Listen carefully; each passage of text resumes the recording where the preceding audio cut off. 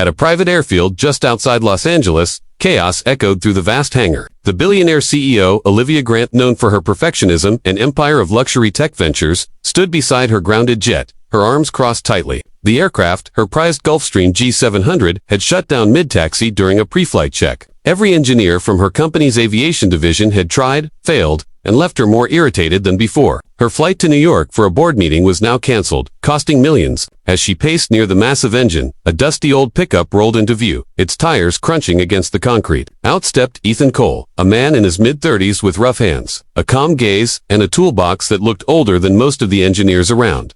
Olivia turned toward him with visible disbelief. "You're the mechanic they sent?" she asked sharply, scanning his oil-stained jeans and worn-out cap. Ethan nodded politely. "Ma'am, I fix engines. Doesn't matter what size." A few of the technicians snickered, whispering about the small-town mechanic who thought he could fix a billionaire's jet. But Olivia, out of options and patience, sighed and gestured toward the plane. "Fine, do your best, Mr. Cole, though I doubt you'll find what my certified engineers couldn't." Ethan said nothing, just grabbed his flashlight and walked beneath the wing. His movements were slow but certain, the kind of confidence that didn't need to be announced. He opened the side panel of the engine, tracing the wiring with calloused fingers. The hum of silence filled the hangar, broken only by the sound of his small tools clinking. "You've replaced this part twice already," he murmured. "Who said it was the regulator?" One of the engineers frowned. "It's the only logical failure point." Ethan tilted his head, following a wire deeper into the housing. "Logic's good," he said softly, "but engines don't always follow logic, they follow attention." Olivia raised an eyebrow, half annoyed, half curious. She hadn't expected philosophy from a grease-covered man in a flannel shirt. Minutes turned into an hour as Ethan methodically checked every joint, every circuit. His patience was infuriating and impressive at once. Olivia finally broke the silence. "You really believe you can fix this?" Ethan didn't look up. "Believed? No, I just listened." Then, with one soft click, his hand paused over a small, hidden connector. "There you are," he whispered. He held up a tiny corroded sensor, so small it could be mistaken for a speck of dust. "This," he said, showing it to Olivia, "wasn't replaced properly. It's reading a false failure." She blinked, unsure whether to be impressed or offended by his tone of certainty.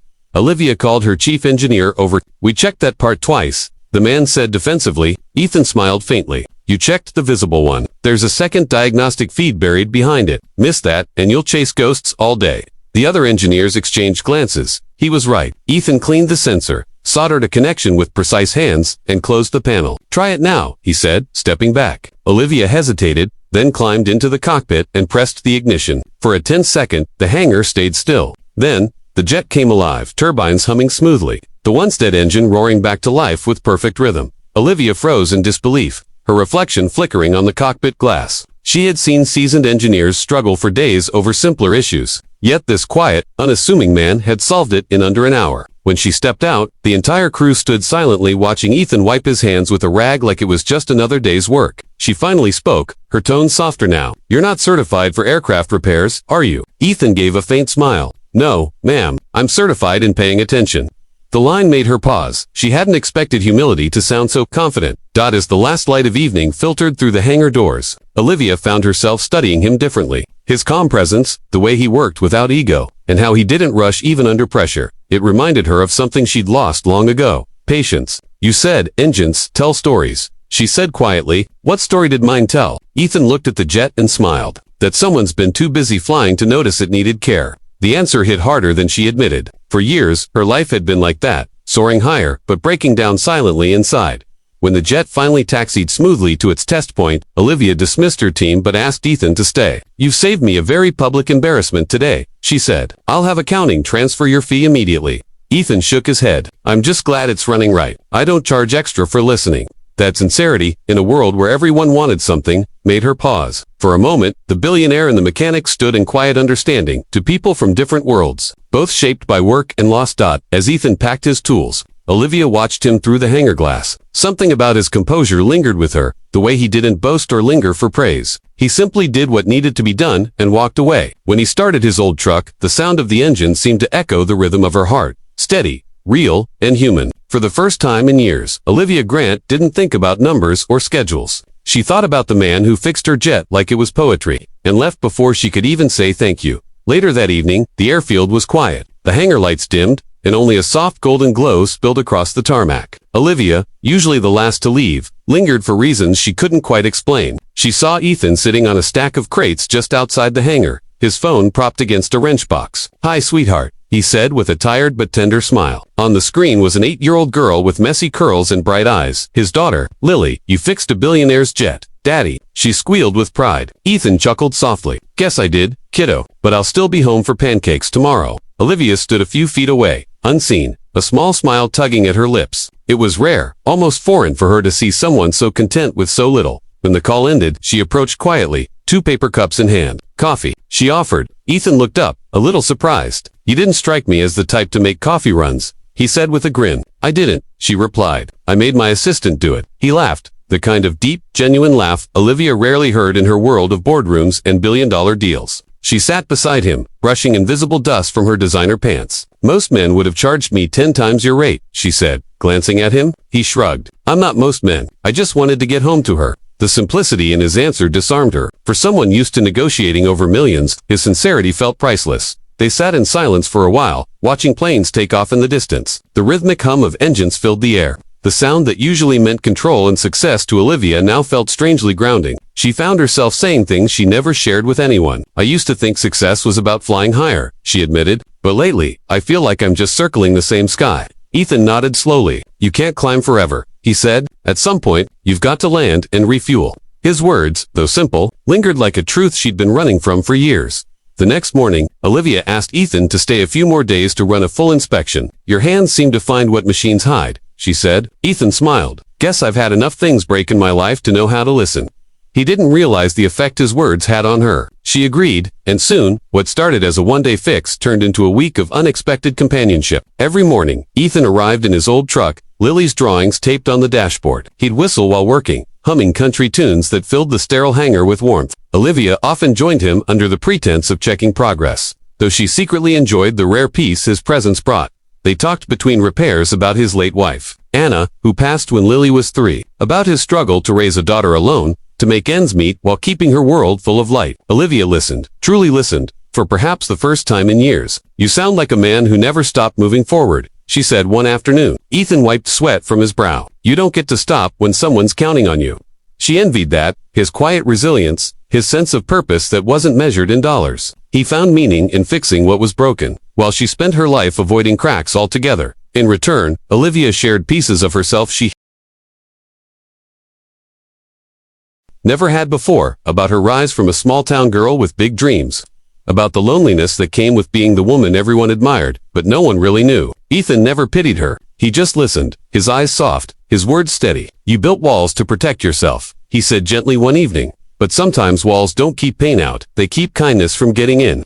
That night, Olivia couldn't sleep. His voice echoed in her mind, peeling back the layers of pride she'd worn like armor. By the 5th day, the repairs were done. The jet gleamed, running smoother than ever. Olivia could have dismissed him then, paid him, thanked him, and moved on. But she didn't. She found reasons to keep him close. A recalibration, a secondary inspection, even a test flight. Ethan saw through it, but he never called her out. Instead, he stayed quietly grateful for the time. In those moments, something delicate began to form between them. Not romance, not yet, but understanding. 2 worlds, colliding softly instead of crashing. On the 6th evening, as the sun faded behind the hills, Olivia brought dinner, simple takeout in cardboard boxes. Not exactly billionaire dining, she teased, setting the food on a tool chest. Ethan grinned. "Best meal I've had all week." They ate on the hangar floor, laughing over old stories and Lily's funny habits. "She's been asking if rich people smile," Ethan said, half joking. Olivia chuckled. "You can tell her, at least one does, sometimes." He looked at her, then, his gaze steady. "You should do it more often. It suits you." The air grew quiet, heavier. Olivia felt a warmth that had nothing to do with the food.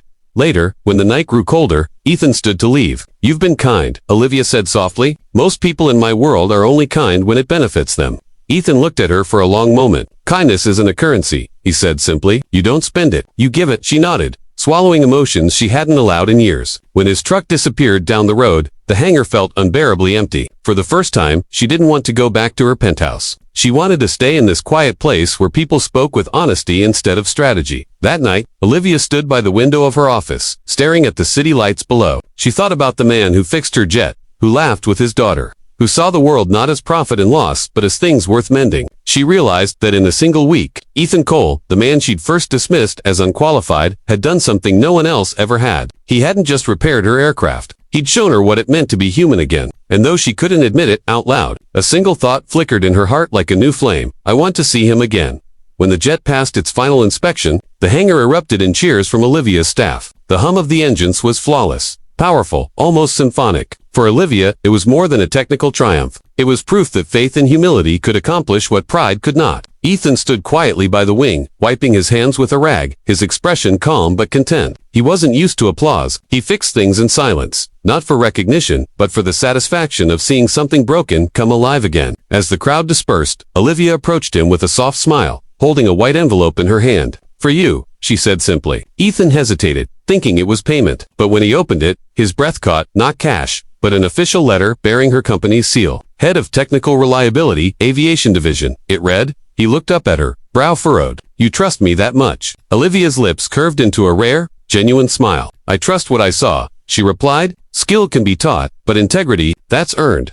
For a moment, neither spoke. The silence between them was thick, filled with unspoken gratitude and the quiet acknowledgement that their paths were now bound by something deeper than coincidence. Ethan finally nodded. "If I say yes, you'll have to deal with me fixing more than engines," he teased lightly. Olivia laughed, the sound warm and real. "Then I suppose it's about time someone fixed my company's heart." Weeks later, the sky above a small Texas town shimmered with sunlight as Olivia's private jet touched down on a modest airstrip. Far from the towering glass offices she usually ruled, she stepped out in jeans and a soft jacket. No entourage, no photographers, just her and a smile that came easier now. Ethan was waiting by his truck, wiping his hands on a towel, as always, while little Lily peeked out from behind him, her eyes wide with excitement. "You really came," the girl exclaimed. Olivia knelt to her level. "A promise is a promise. How about that flight we talked about?" Lily's squeal of joy made Ethan shake his head fondly. "You're spoiling her," he said. "Just returning the favor," Olivia replied with a wink. Inside the jet, Lily's laughter filled the cabin as she ran her small hands along the leather seats, eyes shining with wonder. "It's like a flying house," she said. Olivia sat opposite Ethan, who looked slightly out of place amid the luxury. "You did all this," she said softly. "Without you, I'd have lost everything. Not just a plane, but my direction."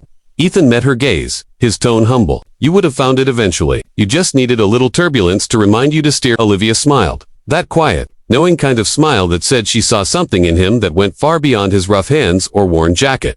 The flight was short, but it felt endless in its simplicity. No business calls, no assistance, no pressure, just three souls suspended above the world, weightless and free. When the jet landed back on the small strip, Olivia didn't rush to leave as she usually did. She lingered, standing beside Ethan as the engines cooled, the air between them heavy with something tender and unspoken. "You know," she began, "most people fix things for a paycheck. You fix them because you care." Ethan glanced at her, eyes steady. "Caring's the only part that makes it worth it." A week later, the story broke in the press. The headline read, "Single Dad Mechanic Saves Billionaire's Empire and Changes Her Life Forever." Reporters flooded Olivia's PR team for comments. They expected a statement about efficiency, or innovation, or corporate responsibility. Instead, Olivia stood before the cameras, elegant as ever, but her tone softer, her words stripped of polish. "When my jet failed, I thought it was just a mechanical error," she said. "But it wasn't the engine that was broken, it was my perspective. Ethan Cole didn't just repair a machine. He reminded me what real success looks like: honesty, humility, and heart."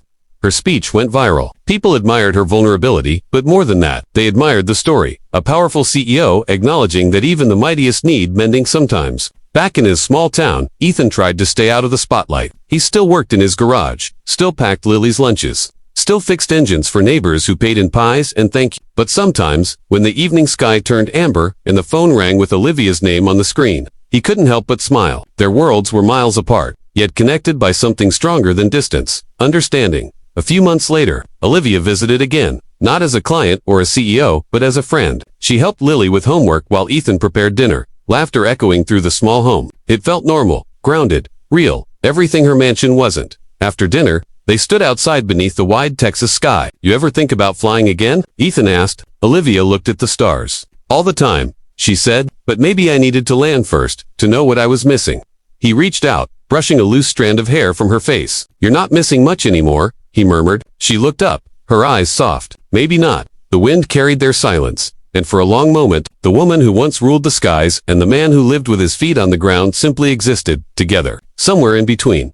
When reporters later asked Olivia about the mysterious mechanic who'd changed everything, she didn't give them a corporate answer. She just smiled and said, "Greater than he fixed my jet," and showed me that sometimes, The engines that matter most aren't made of metal, they're made of heart. That single quote trended worldwide. But to Ethan and Olivia, it wasn't about fame or headlines. It was about two people, a billionaire and a mechanic who found each other not through fortune, but through kindness, courage, and the shared truth that even the strongest need someone to believe in them.